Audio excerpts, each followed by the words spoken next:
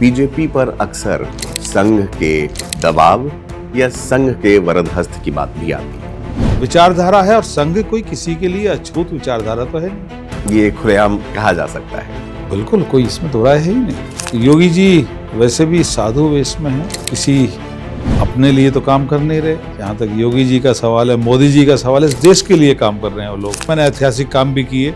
मैंने गढ़गंगा के मेले का पहली बार टैक्स माफ किया, जो हजारों वर्षों में शायद हुआ हो। पश्चिम में उस समय समाजवादी पार्टी का हाल बेहतर नहीं था और अब भी बहुत बेहतर नहीं है। 4 चुनाव में समाजवादी पार्टी से पहले लड़ चुका था। और मुस्लिम का जो भी मेरी विधानसभा में रहता हो, उसमें मेरी बहुत अच्छी पहचान और बराबर का एक व्यक्तिगत रूप से खड़ा किया हुआ जन समूह है। लेकिन भाजपा पार्टी को लेकर मुस्लिम समुदाय का अपना एक अलग विचार रहा है। कहा जाए तो बीजेपी के लिए टफेस्ट सीट जो सबसे मुश्किल थी वो हमने धौलाना जीती है।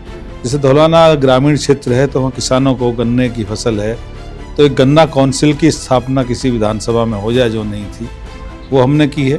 मेरा तो मानना है कि कोई भी नाराजगी किसी जाति की भाजपा से नहीं है। ये नैरेटिव विपक्ष द्वारा फैलाया जाता है। अभी उत्तर प्रदेश के आप तीर्थों की बात करें, लोग गोवा जाना छोड़ रहे हैं, अयोध्या जा रहे हैं, लोग काशी जा रहे हैं। नितिन नवीन को जब भाजपा का राष्ट्रीय अध्यक्ष बनाया गया तो उसमें प्रधानमंत्री मोदी ने कहा कि ये हमारे बॉस हैं और मैं इनका कार्यकर्ता हूं, मैं इनके साथ काम करूंगा। पार्टी का अध्यक्ष है उसका, और निश्चित रूप से जो मोदी जी ने कहा बॉस है, तो बात भी बिल्कुल ठीक है और इसे तो मानते ही हैं लोग। मेरा तो मानना है इस देश का सौभाग्य है कि मोदी जी इस देश का नेतृत्व कर रहे हैं, हमारे पीएम। और ऐसी परिस्थितियों से यदि मोदी जी ना होते, जिस हाल में वो पहले छोड़ के गए 14 में, इस देश में तो IAS भी चल गया था, इस देश में तो आतंकवादी हो गए होते, इस देश के तो टुकड़े करने की बात की गई थी हमारी यूनिवर्सिटी में। एक चीज जो इस बार नहीं हुई है वो है SIR की प्रक्रिया। SIR तो शुद्धिकरण है, बहुत बेहतर हुआ है। उत्तर प्रदेश में भी बेहतर है। आपको क्या लगता है बंगाल में मुद्दों के नाम पर घुसपैठ कितना बड़ा मुद्दा होगा और अन्य मुद्दे क्या होंगे बीजेपी के लिए? आज तक मुस्लिम को स्वतंत्र रूप से उसकी विचारधारा, उसके अनुरूप वोट नहीं करने दिया। सोशल मीडिया को आप ताकत मानते हैं? बिल्कुल ताकत है। आपको क्या लगता है एक बार चुनाव करके खत्म करें, वन नेशन वन इलेक्शन, एक राष्ट्र एक चुनाव? 2027 उत्तर प्रदेश में चुनाव होने वाले हैं और जब उत्तर प्रदेश में चुनाव की बात आती है तो बड़े बड़े धुरंधर, राजनीतिक धुरंधर ये मानते हैं कि अगर बिहार के बाद किसी का नाम आता है तो उत्तर प्रदेश का आता है। बिहार की बात मैं इसलिए कर रहा हूं क्योंकि मैं खुद बिहार से आता हूं, इसलिए मैंने कह दिया कि बिहार सबसे ज्यादा पॉलिटिकली सेंसिटिव है। लेकिन उत्तर प्रदेश में चुनाव लड़ना और वो भी ऐसी सीटों पर जहां आपकी पार्टी को स्थापित करने के लिए आपको एड़ी चोटी का दम लगाना पड़े, वो एक अचीवमेंट होती है। और सिर्फ अचीवमेंट नहीं होती है बल्कि कहीं ना कहीं आपके सभी डिपार्टमेंट्स को, फैकल्टीज को टेस्ट करती है वो चुनाव। इसी क्रम में वन इंडिया पर आज इस खास पॉडकास्ट में हमारे साथ हैं धर्मेश सिंह तोमर जी। धन्यवाद, बहुत बहुत स्वागत है तोमर साहब आपका। धौलाना विधानसभा सीट से आप आते हैं। 2022 से आप चुनाव में भारतीय जनता पार्टी के साथ वहां पर जीतकर धौलाना सीट पर आप हैं। 2012 से 17 समाजवादी पार्टी के साथ आप रहे थे। गाजियाबाद जिला पंचायत के आप अध्यक्ष भी रहे हैं जी। ये जब जिला पंचायत से राज्य स्तर के चुनाव, सबसे पहले शुरुआत से अगर हम लोग चलें, कैसे हुई ये शुरुआत इस राजनीतिक बैकग्राउंड की? क्योंकि मुझे तो लगता नहीं है कि आपके परिवार से कोई राजनीति में था पहले। नहीं, कोई पहले भी नहीं था और अब भी नहीं है। अब भी नहीं। मेरा मानना है कि मैंने जब पोस्ट ग्रेजुएशन किया तो काम में लगे कहीं सिविल कॉन्ट्रैक्टर के रूप में, नोएडा अथॉरिटी और ये गाजियाबाद अथॉरिटी में काम भी किया। फिर अचानक ही एक ऐसा संजोग हुआ कि हमारे एक रिश्तेदार चुनाव लड़ते थे मेरी विधानसभा से MLA का, उनके साथ लगे रिश्तेदारी थी और लगते लगते फिर जिला पंचायत का चुनाव लड़ा मैं सदस्य का। उसी योजना में अवसर मिला कि जो हमारे अध्यक्ष थे जिला पंचायत, उन्हें किन्हीं कारणों से वो नहीं रहे। तो मुझे बाई इलेक्शन में मौका मिला और जिला पंचायत अध्यक्ष बन गया। और वो तब गाजियाबाद हापुड़ एक ही जनपद था। तो अच्छा अवसर मिला, काम करने का अवसर मिला। मैंने ऐतिहासिक काम भी किए। मैंने गढ़गंगा के मेले का पहली बार टैक्स माफ किया, जो हजारों वर्षों में शायद हुआ हो।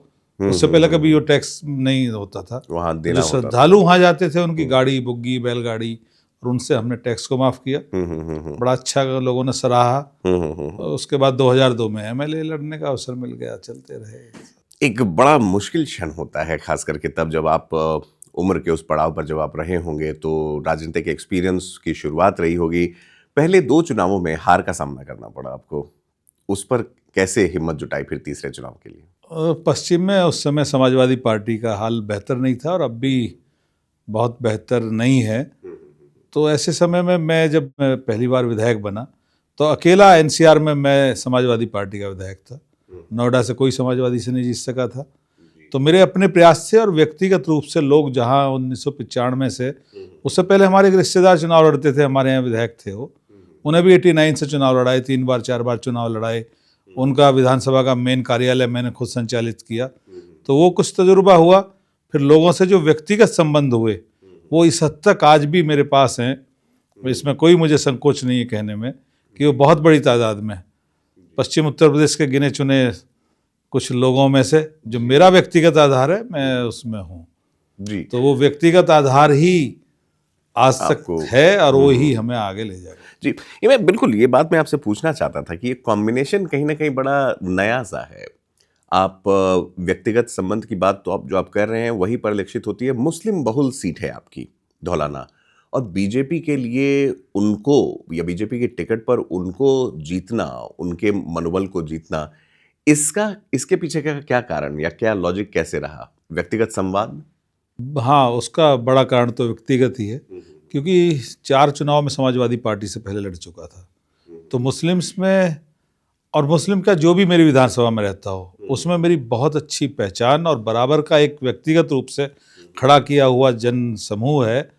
तो वो यहाँ तक भी मेरे साथ है। उन्हें जब मैं चुनाव लड़ता हूँ तो उन्हें फिर धर्मेश तोमर दिखता है। इस नाते मैं ये कहने में भी कोई मुझे संकोच नहीं है कि उत्तर प्रदेश के नेताओं में जो मुस्लिम वोट बीजेपी को डलवा सके हों तो उसमें मैं भी हूँ और बहुत बेहतर स्थिति में हूँ। कम ही लोग इस तरह, ये यूएसपी है आपकी, यानी कि खास आपका फीचर है पार्टी के लिए। हाँ, वो लोगों का प्यार है, सहयोग है, वो मिल जाता है। बिल्कुल। और धौलाना विधानसभा जब हम लड़े हैं तो लगभग उत्तर प्रदेश में 4 लाख की एक विधानसभा एवरेज है।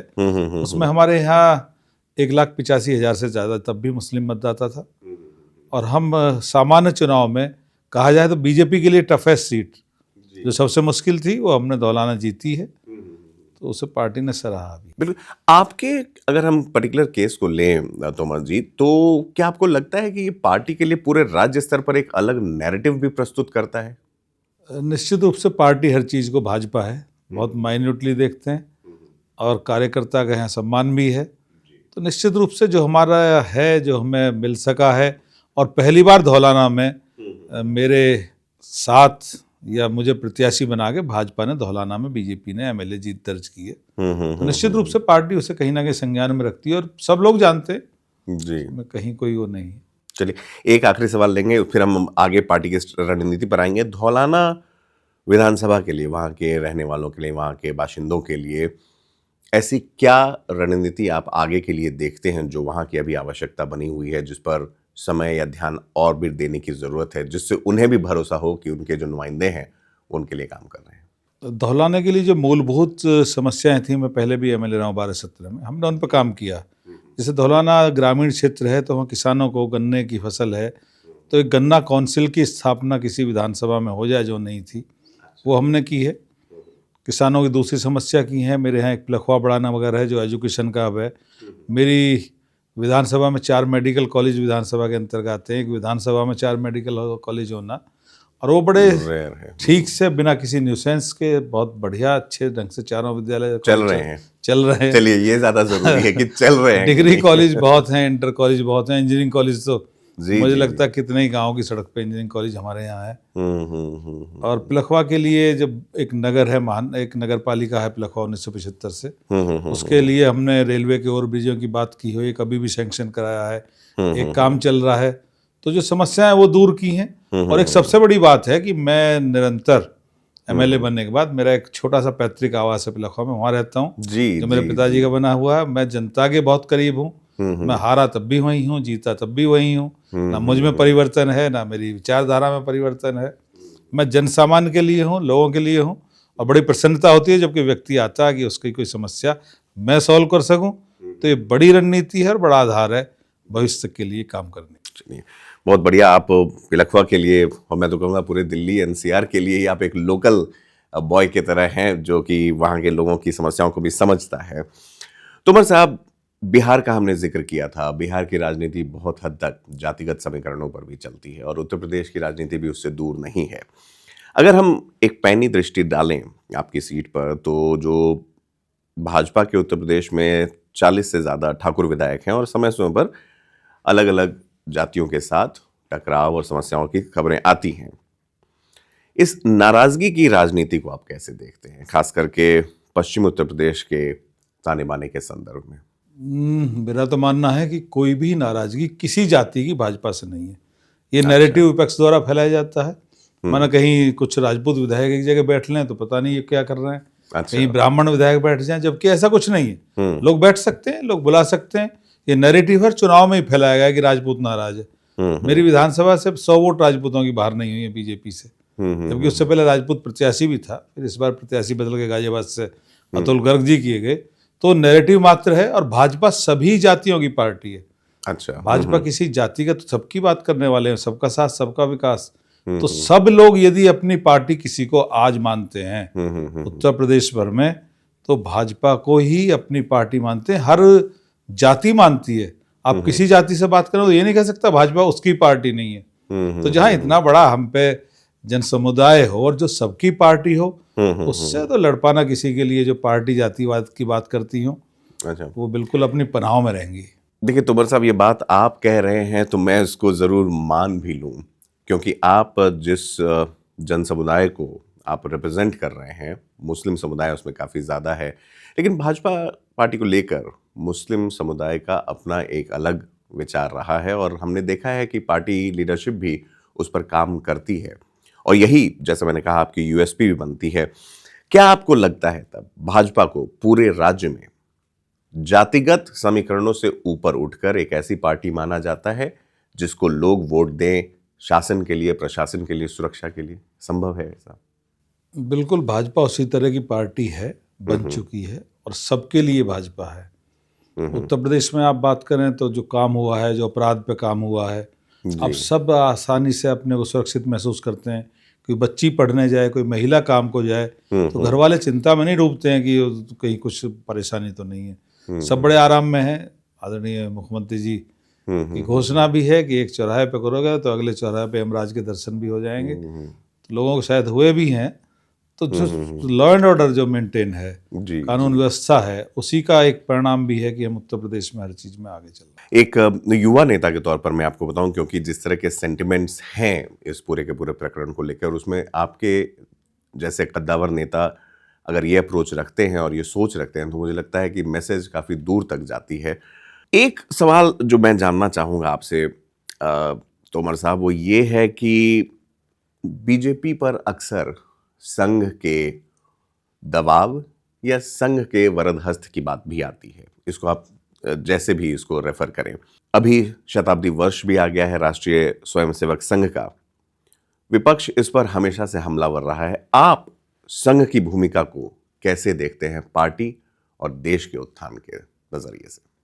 अभी तक लोग, यदि भाजपा एक राजनीतिक पार्टी है, उसकी विचारधारा तो संघ से है ही है, कहीं ना कहीं संघ के सहयोग से है और उस विचारधारा पे भाजपा ने काम भी किया है। चाहे जो काम हो, मंदिर बनाने वाला काम हो, कश्मीर का काम हो, 370 हटाने का, और जो भी है विचारधारा है। और संघ कोई किसी के लिए अछूत विचारधारा तो है नहीं। आज तक उन्होंने देश के लिए, समाज के लिए बुरी परिस्थितियों में, अकाल में राहत के काम, जितना बड़ा संगठन ये कर रहा है, ये तो विपक्ष का अनर्गल एक आलाप है।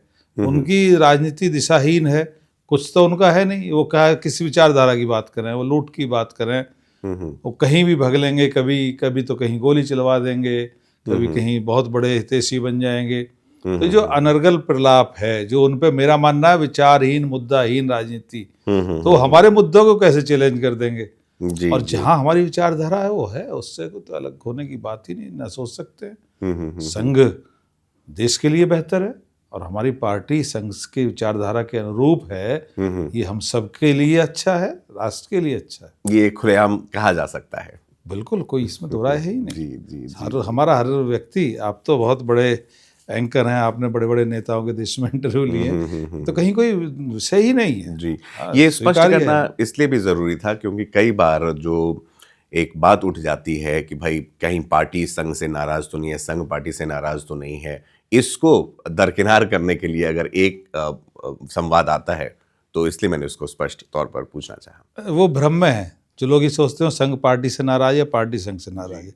उन्हें नहीं पता है कि जो लोग आज पार्टी में हैं उनमें ऐसा कौन सा है जो संघ के झंडे को प्रणाम नहीं कर रहा। तो नाराज कौन किससे? कोई किसी से नाराजगी नहीं है। और छोटी मोटी कोई बात होती हो तो परिवार में भी हो सकती है, वो तो किसी रिश्ते में भी हो सकती है। पर नाराजगी जैसी तक यदि वो लोग पहुंचते हैं और यदि इसी भ्रम में रहते हो ये नाराज हैं और पता नहीं क्या है, तो उनका भ्रम है, वो सब पाले रहे, हम तो चाहे उसी भ्रम में एलजे रहेंगे। वो तो उतना ही हमें आसान है, हम काम करते रहेंगे। ठीक है, फेयर एनफ।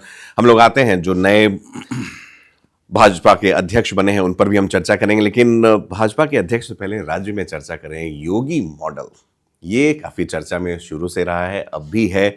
सबसे पहले तो आप इसको किस तरह से देखते हैं, और दूसरा, एक बीमारू राज्य से एक प्रगतिशील राज्य बनाने की जो एक परिकल्पना की गई थी, अभी तक कितनी सफल हुई है? पहले बात कर लें योगी मॉडल की। बिल्कुल। तो योगी मॉडल उत्तर प्रदेश के लिए तो मॉडल है ही है। मेरा मानना है भारत की जितने भी राज्य हैं योगी उनके लिए आदर्श है, और वो राज्य कितने ही आप राज्यों में देखें योगी मॉडल का अनुसरण हो रहा है। वो रोज दिखता है, टीवी पे दिखेगा, कहीं और दिखेगा, हर जगह दिखेगा। तो अनुसरण तो अच्छी चीज का होता ही है। तो योगी जी वैसे भी साधु वेश में है, किसी अपने लिए तो काम कर नहीं रहे। जहाँ तक योगी जी का सवाल है, मोदी जी का सवाल है, इस देश के लिए काम कर रहे हैं वो लोग जी। उत्तर प्रदेश की अर्थव्यवस्था सुधरी है, यहाँ इन्वेस्टमेंट सुधरा है, यहाँ के अपराध सुधरे हैं, यहाँ का हर व्यक्ति, यहाँ का हम किसी भी क्षेत्र में करें, आज उत्तर प्रदेश नंबर 1 की स्थिति में है, अनेक योजनाओं में है, योजनाओं को लागू करने में है। तो हमें उत्तर प्रदेश को ग्रोथ इंजन बनना है इस देश का भी। वहाँ तक की तैयारी मुख्यमंत्री जी ने की है, और 2047 तक विकसित राष्ट्र की बात करेगी तो हमारा सहयोग भी चाहिए। एक बहुत बड़ी विधानसभा में चर्चा रही जो लंबा समय 48 घंटे तक भी चली है। तो ऐसा काम कर लेना, उस विचारधारा से प्रदेश को अवगत करा लेना, हर स्तर पर मानसिक तैयारी हमारे जनप्रतिनिधि से लेकर जनता तक की, तो वो जो मॉडल है अपने आप में अनोखा है, और उससे निश्चित रूप से सबसे बड़ा प्रदेश हमारा है, उसका मैसेज पूरे देश में जाता भी है। और 27 के चुनाव के लिए अब सब लोग लगेंगे ही, तैयार ही हैं। मुझे लगता है बेहतर रहेगा। बिल्कुल। तो ये जो जैसे राज्य को चलाने के लिए आपने सही कहा कि उत्तर प्रदेश में वो क्षमता भी है और वो लीडरशिप में वो नजर आ रहा है। यहाँ अगर हम विदेशी निवेश को एक तरफ रखते हुए देखें तो उत्तर प्रदेश की युवाओं को, खासकर आप जिस क्षेत्र को आप रिप्रेजेंट कर रहे हैं, उनमें किस तरह से आपको लगता है कि युवाओं को भी इसका हिस्सा बनाया जाए इस विकास मॉडल का? युवा निश्चित रूप से बहुत तेजी से चलने वाली उनकी उम्र भी है और वो चलते भी हैं, तो उत्तर प्रदेश में कहीं पीछे नहीं है। अभी उत्तर प्रदेश के आप तीर्थों की बात करें, लोग गोवा जाना छोड़ रहे हैं, अयोध्या जा रहे हैं, लोग काशी जा रहे हैं। हर उत्तर प्रदेश जो एक धार्मिक पर्यटन बहुत बड़ा है, वहाँ भी सब लोग लग रहे हैं, और युवाओं का ही वहाँ हमें बहुत बड़ी तादाद में हिस्सेदारी है कि वो हर जगह जाते हैं। उत्तर प्रदेश में युवाओं की नौकरी की बात करें तो वो दी जा रही हैं। केवल एक ही बात करें कि साहब गवर्नमेंट क्षेत्र में ही नौकरी होती है, नौकरी तो जब प्राइवेट डेवलप कर रहा था वहाँ भी होती हैं। जी। कल मैं अपने यहाँ के एक मेडिकल कॉलेज में था, तो वहाँ हमारे यहाँ के बहुत से लोग उसमें काम कर रहे थे। ठीक है, वो सरकारी नहीं है, पर जो उससे काम मिला है वो तो इसी देश के, इसी प्रदेश के लोग काम कर रहे हैं। बिल्कुल। तो बड़ा काम करने से रोजगार भी जनरेट हुआ है, और युवा को उसका लाभ होना ही होना है, और युवा वैचारिक रूप से भी निश्चित रूप से वो भी पसंद कर रहा है। बिल्कुल। नहीं, ये बात तो मैं आपसे ज़रूर सहमत रहूँगा कि जिस तरह से तीर्थ स्थल कह लीजिए या फिर जो टूरिज़्म स्पॉट्स है जो उत्तर प्रदेश ने खास करके डेवलप किए हैं, उसमें एक तरीके से लोगों की हिस्सेदारी भी आ रही है। मुझे याद है कि हम लोग अपनी चुनावी यात्रा के दौरान आगरा रुके नाश्ता करने के लिए, तो हमने कहा कि अब उतनी भीड़ नहीं दिख रही है यहाँ पर। तो उन्होंने कहा सर अब लोग अयोध्या जाने लगे हैं इसलिए। तो ये 2024 के ही चुनाव के दौरान की बात है। तोमर साहब, देखिए, जब भी किसी पार्टी की बात आती है तो टॉप लीडरशिप हमेशा कहते हैं कि बदलाव जो होता है वो ऊपर से नीचे की तरफ चलता है। 2 बड़े बदलाव आपकी पार्टी में हुए हैं। पंकज चौधरी जो भाजपा के नवनियुक्त प्रदेश अध्यक्ष बने हैं, कुर्मी चेहरा हैं वो, क्या इसको हम लोग एक 2027 के विधान चुनाव के संदर्भ में एक बड़ा परिवर्तन के तौर पर देख सकते हैं? पंकज जी 7 बार से पार्लियामेंट के मेंबर हैं और एक बहुत बड़ा तजुर्बा उनके साथ है। भाजपा जब सबकी पार्टी है और हर व्यक्ति किसी जाति का हो, कोई भी हो, वो भाजपा को अपनी पार्टी मान रहा है, तो हमारे शीर्ष नेतृत्व की जिम्मेदारी है कि पार्टी में सबको यथास्थान हम समायोजित रखें जी। तो इतना योग्य व्यक्ति जो 7 बार से पार्लियामेंट में बैठ रहा हो, देश की सबसे बड़ी पंचायत का सदस्य हो, उनको प्रदेश का नेतृत्व दिया जाना, प्रदेश का अध्यक्ष बनाना निश्चित रूप से भाजपा के लिए अच्छा एक समय है। और मुझे उम्मीद भी है और मेरी शुभकामनाएं अध्यक्ष जी को भी हैं कि आपके नेतृत्व में हम उत्तर प्रदेश में फिर से बिहार वाली रिकॉर्ड को दोहराएंगे।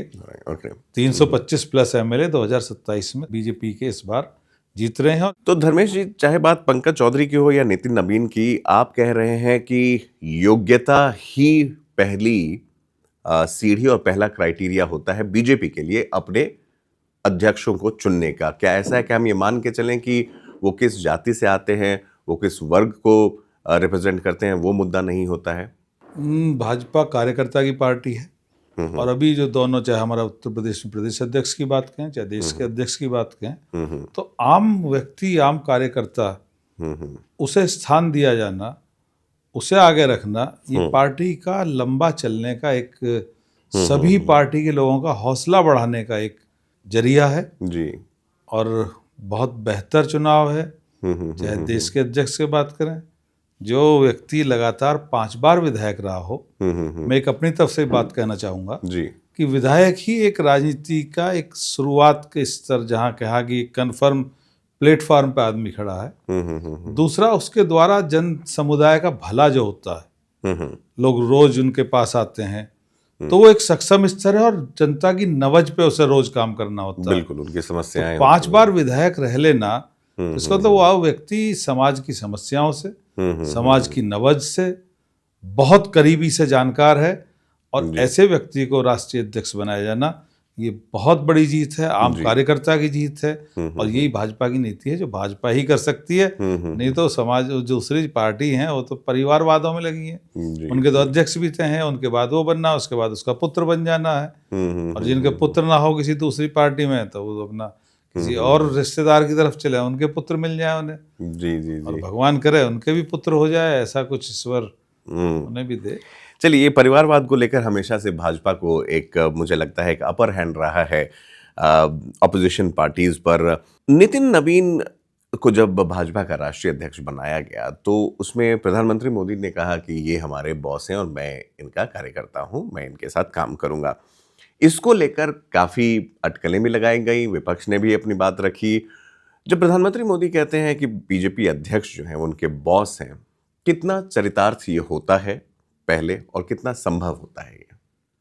प्रधानमंत्री जी ने वो बात, जो सच्चाई है, उसे लोगों के सामने बोला है। कोई नया काम नहीं है। जो पार्टी का राष्ट्रीय अध्यक्ष है, वो पार्टी के प्रत्येक व्यक्ति के लिए जो उस पार्टी में है, उसका अध्यक्ष है, पार्टी का अध्यक्ष है उसका। और निश्चित रूप से जो मोदी जी ने कहा बॉस है, तो बात भी बिल्कुल ठीक है और इसे तो मानते ही हैं लोग, सब मानेंगे।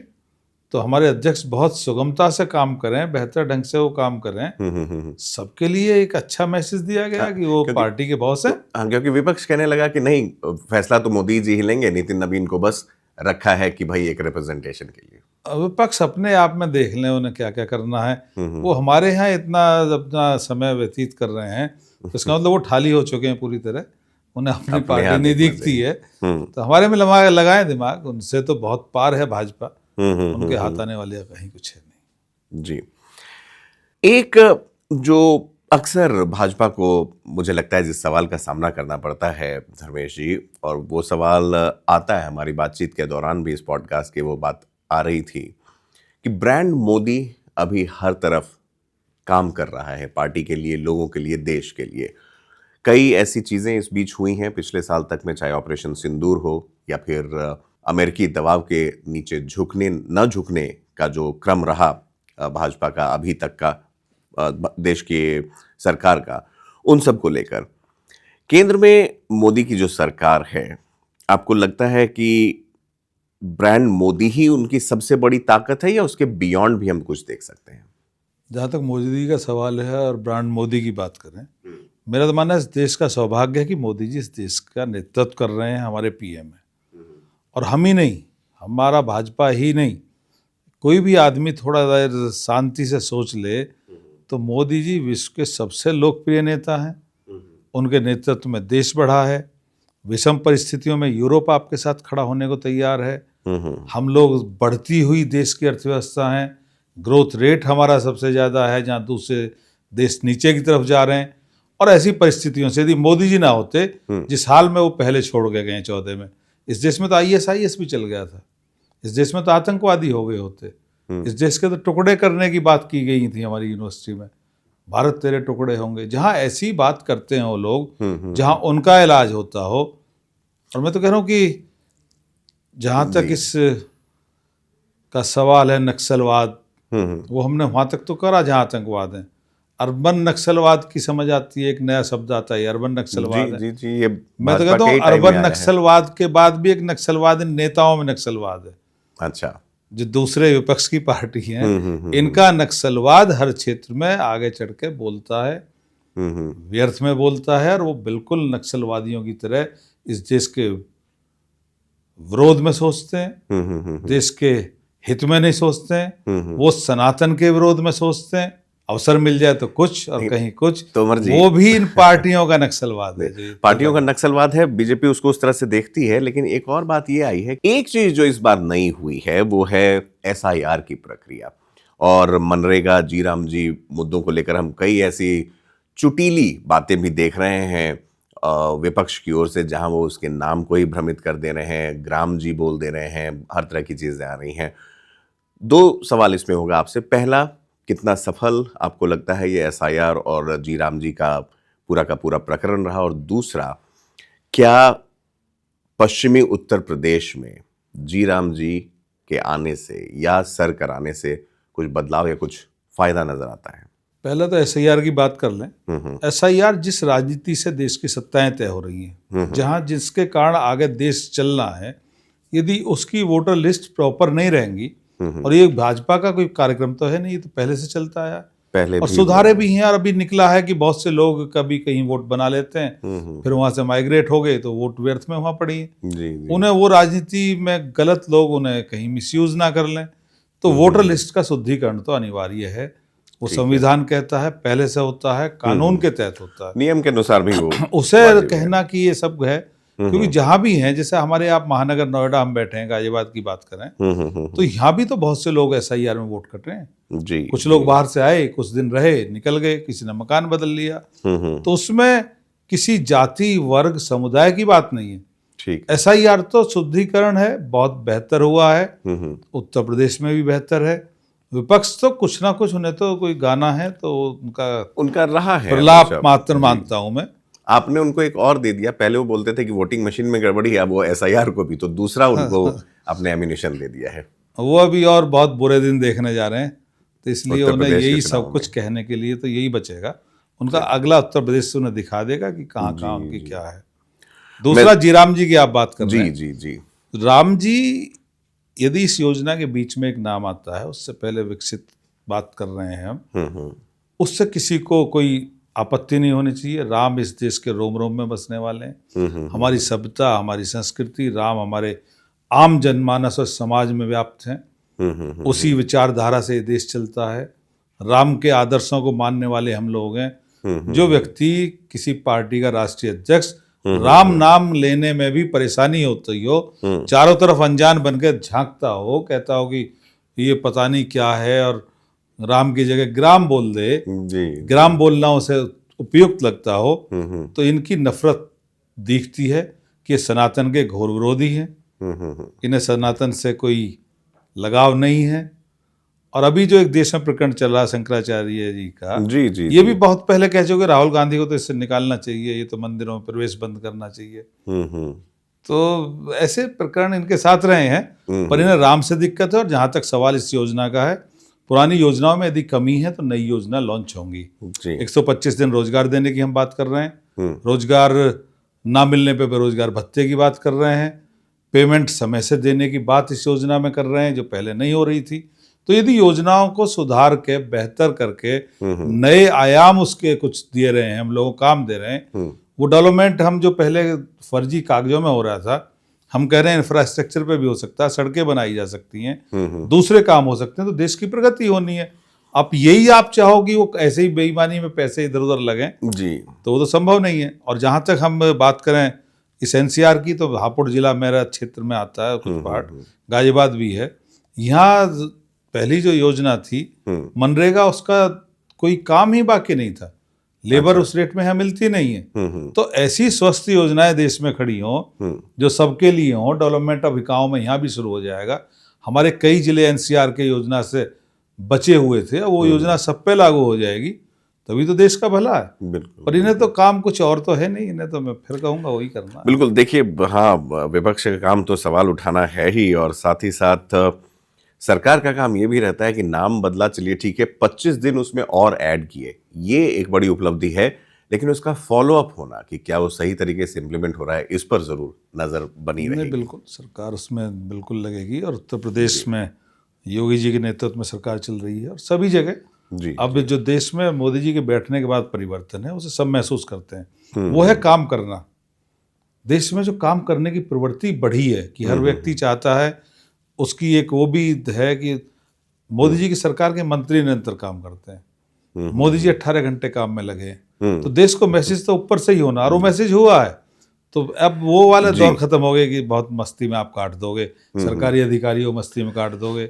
अकाउंटेबिलिटी ही, आप सही कह रहे हैं तोमर जी, अकाउंटेबिलिटी अगर स्थापित की जा सकती है और की जाए, तो मुझे लगता है लीडरशिप वहीं सक्षम होती है, जिसकी डिमांड आज की डेट में लोग कर रहे हैं और नेता उसको पूरा करने की कोशिश कर रहे हैं। तो तोमर जी, आपने शंकराचार्य जी का अभी जिक्र किया, काफी विवाद में है, काफी चर्चा में है, हमलावर हैं बीजेपी पर। उनको लेकर पार्टी किस तरह से विचार आगे रख सकती है, क्योंकि कहने के लिए तो शंकराचार्य हैं ही, और वो हिंदू धर्म के भी एक तरीके से रिप्रेजेंटेटिव हैं, प्रतिनिधित्व भी करते हैं, लेकिन अभी अचानक से जो सुर उनके बदले हैं और जो तेवर बदला है, क्या ये बीजेपी के लिए हानिकारक है? मेरा मानना है इस भारत देश में जो 4 पीठ शंकराचार्य की हैं, वो हमारे लिए बहुत सम्मानित हैं, सबका सम्मान करते हैं। उनके वाद विवाद क्या हैं, कौन शंकराचार्य कब किस स्थिति में है, नहीं है, कोर्ट क्या है, हम उसमें भी जाना नहीं चाहते। पर जो शंकराचार्य की पीठ तक कहीं है, मेरा मानना वो विद्वान व्यक्ति है, उसके निर्णय बहुत विद्वत्तापूर्ण होने चाहिए। और वो धर्मशास्त्र सब पढ़े हैं, वेद के ज्ञानी हैं। तुलसीदास को देश जान रहा है। तुलसीदास कहते हैं, नमन नीच को अति दुखदाई। अच्छा, जिसकी विचारधारा नीचे की हो, गिरी हुई हो, जी जी जी, उसका तो नमन भी हानिकारक है। अब जो उन्हें जा के नमन कर रहे हैं, वो उनके लिए ज्यादा हानिकारक है। तो निश्चित रूप से समझ रहे होंगे किधर इशारा कर रहे हैं जो भी वहां जाए, जो उसकी बात करें इस समय, वो उनके हितैषी नहीं है। उनके हितैषी होते तो उन पर लाठीचार्ज कब हो गई होती, उनके हितैषी होते तो पहले बदतमीजी क्यों की होते। तो उसे वो बहुत अच्छी तरह समझ रहे हैं, तो जान लेंगे। और बिल्कुल जो बेहतर ढंग से हमें समस्याओं को सॉल्व कर लेना चाहिए, मुझे उम्मीद है सॉल्व होगी। बिल्कुल। ये जो मुद्दा है, मौनी अमावस्या जो अभी माघ मेला जो अभी गुजरा है प्रयागराज में, उसमें भी ये बातें उछाल कर सामने रखी जा रही हैं ऑपोजिशन के द्वारा भी, कि जो हमला हुआ, जो मारपीट हुई पुलिस प्रशासन द्वारा ऋषि मुनियों के साथ, वो गलत हुआ। इसको क्या है ये पूरा का पूरा मामला? आपने इस पर कभी सोचा कि किस तरह से देख रही हैं लोग इसको? मेरा मानना, गलत तो किसी के साथ कभी भी नहीं होना चाहिए। उसके बाद भी बहुत सी जगह नेताओं के साथ भी होता है, मारपीट भी हो जाती हैं, धक्का मुक्की भी हो जाती है, कहीं औरों के साथ हो जाता है। तो ना तो वो कोई प्रायोजित था, ना किसी ने जान के किया है। कहीं ना कहीं कमियां कुछ रह गई होंगी।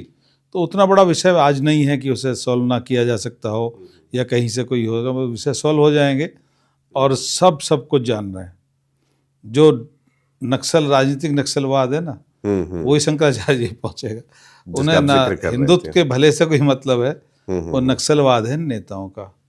वो निश्चित रूप से सभी जान रहे हैं। जब मैं तो एक सामान्य तौर से जनता का व्यक्ति हूँ, विधायक हूँ, जब मैं इन्हें जान रहा हूँ, तो वो सब जान रहे हैं। और ये कोई बड़ा विषय नहीं है, आसानी से सॉल्व होगा। शंकराचार्य जी बहुत सम्मान के साथ स्नान करेंगे, ऐसा विषय है ही नहीं। चलिए, हम लोग आखिरी सवाल लेने से पहले मैं आपसे एक सवाल लेना चाहूंगा। पश्चिम बंगाल आपके लिए हमेशा से एक चैलेंज रहा है भाजपा के लिए। आपने झारखंड में, पड़ोसी राज्य में, वहाँ पर भी पिछले साल जब चुनाव हुए तो बाहरी लोगों के घुसपैठियों की बात झारखंड में भी आई, लेकिन वहाँ बात बनी नहीं। आपको क्या लगता है बंगाल में मुद्दों के नाम पर घुसपैठ कितना बड़ा मुद्दा होगा और अन्य मुद्दे क्या होंगे बीजेपी के लिए? मेरा तो अपना मानना एक और भी है जी, कि जब तक आप स्वतंत्र रूप से मतदान नहीं होने देंगे, कोई राज्य हो, कहीं हो, कोई चुनाव हो, तो चुनाव प्रभावित होगा। और इसी तरह की बाधाएं जब कभी बिहार में पहले होती थी और बूटा सिंह जी वहाँ के राज्यपाल नियुक्त हो गए, जी जी जी, स्वतंत्र रूप से लोगों को वोट डालने का अवसर मिल गया, तो एक गुंडा राज जो बिहार में कायम था वो खत्म हो गया। तो आपको लगता है कि पश्चिम बंगाल में भी है अभी वैसी? यदि आप स्वतंत्र रूप से मतदाता को निकल के बूथ तक नहीं जाने देंगे तो परिणाम तो फिर, और वो बंगाल तो टॉप है, उसमें कोई वो नहीं है कि जो चुनाव होने के बाद लोगों के साथ दंगे किए जाते हैं, चुनाव होने के बाद दूसरी पार्टी के वोटर्स को मार दिया जाता है, पीटते हैं, उनके घर खाली कराए जा रहे हैं, उनके अपनी बस्ती छोड़ के भाग गए वो लोग। यदि वो व्यवस्थाएं रुकेंगी, और अब तो SIR भी है जी, जो फर्जी वोट थे जहाँ जहाँ थे सबके, मैं नहीं कहता किसी एक दल को उसका नुकसान है, पर फर्जी वोट से राष्ट्र का नुकसान है। जी, SIR के बाद चुनाव होगा, बेहतर परिणाम की हम उम्मीद रखते हैं बिहार से, बंगाल से, और बंगाल में इस बार भाजपा की सरकार बनना तय है। इनकी विदाई का समय आ गया। इनके जितने भी, कभी ये CBI से लड़ रहे हैं जी, कभी ये दूसरे दलों से लड़ रहे हैं, इनकी केंद्र सरकार के प्रति, उनकी योजनाओं के प्रति क्या जिम्मेदारी है? ये केंद्र को एक नेग्लेक्ट करने की पोजीशन में वो सरकार निरंतर बढ़ती है। वो तो बहुत लोकप्रिय सरकार मोदी जी की है जो इतने सबके बाद भी वहाँ बैठे हैं जी, पर अब इन्हें जनता से जो जाने का रास्ता है, जो जनता ही इन्हें विदा करेगी, वो समय आ चुका है और वो आ गया। इनकी विदाई ममता जी की वहाँ से तय है। निश्चित रूप से बिहार, बंगाल में सरकार बीजेपी क्या वहां पर गठजोड़ के साथ देख रही? गठजोड़ भी वैसे संभव नहीं है, लेफ्ट और कांग्रेस वहां पर जो दूसरे दो दल बनते हैं, किस तरह से सीटों का बंटवारा चाहे मान लें या फिर मुद्दों को लेकर भी हम उठाते हैं बातें, तो आपको लगता है ममता बनर्जी जो अभी कुछ हद तक पब्लिक सेंटिमेंट भी उनके साथ आ गया है जब से IPAC पर छापा पड़ा है ED का, तब से, तो उसको, उस किले को कैसे भेदेंगे? लेफ्ट की यदि बात करें और ममता के अलाइज की बात करें तो ममता जी की जो अलाइज है कांग्रेस उनसे करे अलाइन कुछ भी अपना। जी जी, वो दोनों ने क्या लेगा क्या देगा, जिस पे कुछ नहीं हो किसी को देगा क्या, कुछ ले ही लेगा। वो खुद ही आ रहे हैं तो वो भी कर लें, ठीक है, किसी और की इच्छा होती हो वो भी कर लें।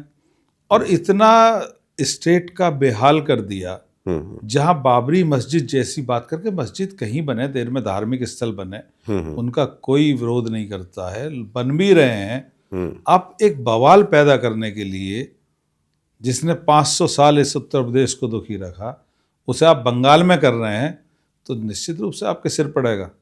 कर्मण्यवाधिकारस्ते, जो कर्म है वो ही लेके जाने, इनके कर्म निश्चित रूप से इन्हें नुकसान देंगे। बिल्कुल। ममता बनर्जी पर आरोप भी लगाया जाता है कि वो मुस्लिमों को अपीज करने की, खुश करने की पॉलिटिक्स करती हैं। आप उसी इलाके से आते हैं जहां उत्तर प्रदेश के एक बड़े मुस्लिम समुदाय का आप रिप्रेजेंटेशन भी करते हैं। इसको कैसे देखते हैं आप? क्या फर्क है उत्तर प्रदेश और बंगाल में? ये जो एक धारणा बनी है ना, तुष्टीकरण, हम मुस्लिम को प्रसन्न कर लें, इन्हीं लोगों ने मुसलमान का सबसे ज्यादा हित किया है। यही मुसलमान को आज जो उसकी स्थिति है उसके लिए जिम्मेदारी है। आज तक मुस्लिम को स्वतंत्र रूप से उसकी विचारधारा, उसके अनुरूप वोट नहीं करने दिया। जब इस देश में जनता पार्टी आई, इस देश के लोगों ने जनता पार्टी को भी वोट दिया, जनता दल को भी दिया, बीजेपी को भी दिया, कांग्रेस को भी दिया। मुसलमान को ऐसा डराया हुआ कि ये तुम्हें खा जाएंगे, ये तुम्हें खा जाएंगे तो हम तुम्हें रखा रहे हैं। उसे स्वच्छंद रूप से देश की समस्याओं के साथ, उसकी समस्या ये नहीं कि तुम्हें ये खा जाएंगे और हमें तुम्हें रखा रहे हैं, ये नहीं है। संविधान सभी बराबरी का अधिकार दे, सभी देश में रहेंगे। उसे देश की समस्याओं के साथ यदि वोट करने का दिमागी रूप से अवसर मिल जाए, उसे इतना डराएंगे कि ये पता नहीं बीजेपी तुम्हें क्या खा जाएगी, कौन खा जाएगा। उनके रखवाली में कभी कांग्रेस खड़ी है, कभी जनता दल कह रहे हैं हम रखा रहे हैं, कभी समाजवादी पार्टी कहती है, कहीं ममता कहती है, कहीं कोई और कह रहा है। और सच्चाई ये है, ना कोई रखा रहा है ना कोई खा रहा है, ये रखा भी नहीं रहे हैं, कोई खा भी नहीं रहा। तो ये मुसलमान के सबसे बड़े दुश्मन वो हैं जो तुष्टीकरण के नाम पे उन्हें बहकाने रोज निकलते हैं और पिछले 80 साल से निकले हुए हैं घरों से। इन्हें राजनीति का दूसरा कुछ भी नहीं आता। इन्होंने तय किया कि कैसा मुसलमान मिल जाए, फिर तो कुछ हमारी जाति मिल जाए, कुछ और मिल जाए, एक बेतुके गठजोड़ के साथ। और सबसे ज्यादा नुकसान यदि इनके कारण है तो वो केवल मुस्लिम्स का है। और मुसलमान अब इसे समझने लगा। वो सब पार्टियों में है, वो भाजपा में भी है, वो एमजे अकबर भी हैं, वो आरिफ मोहम्मद खान भी हैं, वो नजमा हेपतुल्ला भी हैं, और दूसरे भी हैं, उत्तर प्रदेश में मंत्री भी हैं। तो वो समझ में आ रहा, जब तक जल्दी वो समझ लेंगे मिक्स हो जाएंगे, ना उनके लिए कोई संकट है, ना देश के लिए संकट है, ना समाज के लिए संकट है। तो अब इनकी वो वाली जो तुष्टीकरण का जो चारा था उसका भी खत्म होने का समय आ गया, मुझे तो ये मानना है। चलिए देखते हैं। बिल्कुल आपने अपनी बातें तो बिल्कुल तोमर जी स्पष्ट तौर पर रखी हैं। और एक चीज जो मेरे मन में आ रही थी, मैं आपसे उसी सवाल के साथ कार्यक्रम को अंत करता हूं कि वर्ष 2000 में आप ग्राम पंचायत में, आप जिला पंचायत में आप अध्यक्ष बन गए थे। एक उम्र के छोटे पड़ाव पर ही आप रिलेटिवली आप एक्टिव राजनीति में आ गए थे, जहां लोगों के प्रति आपकी जवाबदेही थी। आजकल के युवा अगर राजनीति में आना चाहें, पॉलिटिक्स एज अ करियर, किस समझ के साथ उनको आना चाहिए पहला, और किस मुद्दे के साथ आना चाहिए? पहला तो राजनीति में आने वाले किसी व्यक्ति के लिए, और जनप्रतिनिधि हो गया हो तब तो खास तौर से जनहित उसकी प्राथमिकता होनी चाहिए। यदि हम जनहित प्राथमिकता रखते हैं कि जनता का कैसे भला हो, तो ये तो पहला राजनीति का सूत्र होना चाहिए। यदि नेता या कोई राजनीति करने वाला आदमी सोचे मैं अपना हित कर रहा हूं, इसमें आके अपना हित क्या है, कैसे है, कितना है, नहीं है वो बात का विषय है। पहला विषय राजनीति में होता है चाहिए, प्राथमिकता है जनहित प्राथमिकता, जनता की सड़कें बने, आप उसके साथ राजनीति करो तो निश्चित रूप से आपकी छवि बढ़ेगी, आपकी पार्टी की छवि बढ़ेगी, और कोई आपका किसी दिन डिफेम नहीं हो सकती, आप घट नहीं सकते। मैं खुद में उसका उदाहरण हूँ, मुझे 30 साल से ज्यादा राजनीति में लगे हो गए, कहीं जनाधार नहीं घटा, एक दिन वोट नहीं घटी, चुनाव हारे तो पहले चुनाव से ज्यादा वोट हार पे भी आई, फिर जीते तो और ज्यादा आई, अब के जीते तो और ज्यादा आई, ईश्वर की कृपा रही तो फिर भी बिल्कुल। चलिए उसके लिए तो हमारी बहुत आपको शुभकामनाएं रहेंगी। हम चाहेंगे कि और भी इस तरह से बातचीत आपसे होते रहे। वर्ष 2000 में जिला पंचायत, गाजियाबाद जिला पंचायत के अध्यक्ष बनना, मुझे लगता है एक ऐसी जिम्मेदारी रही होगी जिसको निर्वाह करने के लिए तोमर जी ने एड़ी चोटी का जोर तो लगाया ही। लेकिन एक और पते की बात है तोमर जी, यहाँ पर जिस साल आप जिला अध्यक्ष बने, जिला पंचायत अध्यक्ष, उस साल में और उसके बाद जन्मी जो जनरेशन है उसको हम लोग मिलीनियल्स कहते हैं, वही युवा हैं 25-26 साल के जो राजनीति में एंटर करें चाहे नहीं करें, सोशल मीडिया काफी यूज करते हैं। वो आपका राब्ता रहता है सोशल मीडिया से, ट्विटर, फेसबुक? हाँ बिल्कुल, किस तरह से इस्तेमाल करते हैं? फेसबुक भी हम लोग चला रहे हैं। आपके परिवार वाले तो ये नहीं कहते हैं कि देखिए आप बहुत समय फोन पर लगे रहते हैं? नहीं, बहुत समय नहीं देते हैं, उसमें जितना हमें बैलेंस करके देना चाहिए उतना ही थोड़ा समय देते हैं जी। बाकी बहुत समय तो जनता से डायरेक्ट संवाद में भी है, जन समस्या सुनने में भी है। सोशल मीडिया को आप ताकत मानते हैं? बिल्कुल ताकत है। और एक जो नया शब्द युवाओं के लिए आया, जेन जी, ये सब जेन जी, वो तो हमेशा देश की समस्याओं के साथ, देश के साथ हमारे ही युवा हैं, हमारे परिवार के बच्चे हैं, पर उनका कभी भी गलत इस्तेमाल ना हो जाए। कुछ लोग उन्हें भटकाते हुए, जैसे नेपाल में हुआ, ऐसा कोई काम ना कर दें। और ये 140, मैं इसी पर आना चाह रहा था। जी जी जी, आप बात अपनी पूरी कर लें। 140 करोड़ का देश है, 140 करोड़ जनसंख्या है। किसी के लिए कोई कहता हो कोई दुनिया का देश हो, कोई महाशक्ति हो, हिंदुस्तान को हिलाना, उसके बारे में सोचना, उसकी व्यवस्थाओं को डगाना किसी के भी औकात में शामिल नहीं है। जी जी, ये बहुत बड़ी संस्कृति का, मर्यादाओं का, विभिन्न भाषाओं का एक ऐसा समूह है, और जो अंततः जिसका सब कुछ एक ही जगह है, वो ये सनातन है, ये वैदिक है, ये वेद हैं, जहाँ कोई किसी को कष्ट नहीं है।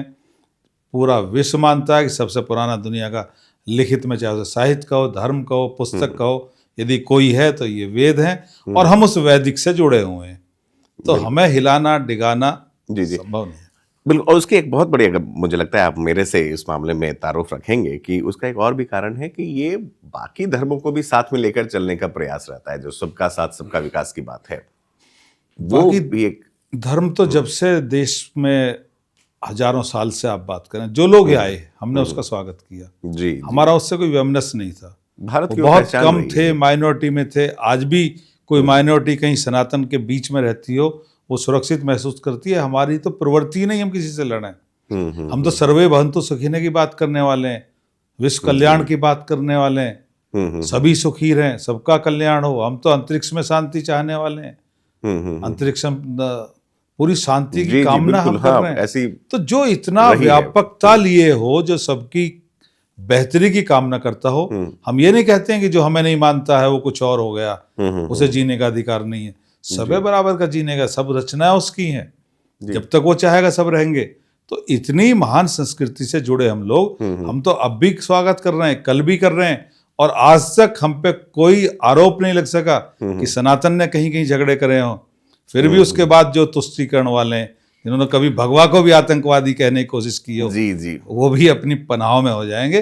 देश समझ चुका है, देश सनातन को, पूरा विश्व सनातन को समझ रहा है। और बहुत जल्दी हम विश्व गुरु भारत रहा भी है। मात्र 5000 साल पहले महाभारत के दौर में हम लोगों ने पूरी दुनिया को दिशा निर्देशन किया है। जो हम मानते थे, दुनिया हमारे विचारों से सहमत थी, वही समय आ लिया। देश विकसित राष्ट्र बनेगा मोदी जी की कल्पना कर्म के अनुसार, और हम पूरी दुनिया को सभी तरह से ज्ञान संस्कृति सब देने में सक्षम है। पूरा विश्व वहां टिकेगा, हमें मानेगा, इस वेद के ज्ञान को मानेगा। कोई अलग थोड़ी है, धर्म के ही अलग नहीं, विषय ही अलग नहीं है। वो तो केवल धारण करने की चीज है, और पूरा मानव एक ही चीज तो धारण कर सकता है। यदि ये अच्छा एसी है, मुझे अच्छा लगता है, तो सब अच्छा लगेगा। कोई धर्म हो, जहाज में बैठना है, हमें अच्छा लगता है, तो किसी धर्म वाले को अच्छा लगेगा। अच्छा डॉक्टर यदि मुझे चाहिए या किसी धर्म को चाहिए, दूसरे को भी चाहिए, तो सरकार वो मुहैया कराएगी। तो सरकार तो करा ही रही है, बिना भेदभाव के करा रही है। सरकार की सारी योजनाएं हैं, चाहे मकान बनने की हो, कोई भी हो, वो बिना भेदभाव के सबके लिए हैं। भेदभाव पैदा करके तुष्टीकरण वाले, इनका तो जरूर समय आ गया। तुष्टीकरण हो गया, ये छीटाकशी हो गई, ये नेपाल वाली स्थिति हो गई, उसको भी हटाने के लिए या उससे पार पाने के लिए एक तबका ये भी कहता है कि भाई चुनाव ये जो बार बार आ रहे हैं, ये भी अपने आप इसको जन्म देते हैं। इस तरह के हमेशा कोई नया मुद्दा उठ जाता है, कभी मंदिर, कभी मस्जिद, कभी तुष्टीकरण। आपको क्या लगता है, एक बार चुनाव करके खत्म करें, वन नेशन वन इलेक्शन, ये सही होगा या लोगों को राष्ट्र हित में तो बहुत बड़ी सोच है, एक राष्ट्र एक चुनाव, वन नेशन वन इलेक्शन। ये बार बार की, क्योंकि विधानसभा अलग होएगी, पार्लियामेंट अलग होना है, फिर कुछ अलग हो रहा है। यदि एक बार हो जाए तो वो जो तुष्टीकरण वाले हैं उनका भी हो जाए, एक ही विषय पे देश खड़ा हो जाए। देश के हित में है, एक ही चुनाव होना चाहिए एक राष्ट्र में। पैसा बचेगा, समय बचेगा, और रोज की जो बर्बादी हो रही है उनके कारण झगड़े भी हो रहे हैं। गाँवों में पार्टीबाजी हो जाती है चुनाव कारण, जो एक साथ एक बार निपट रहा तो लोग चैन से हो जाएंगे। बहुत अच्छा, देश के लिए अच्छा है, देश के लिए अच्छा है।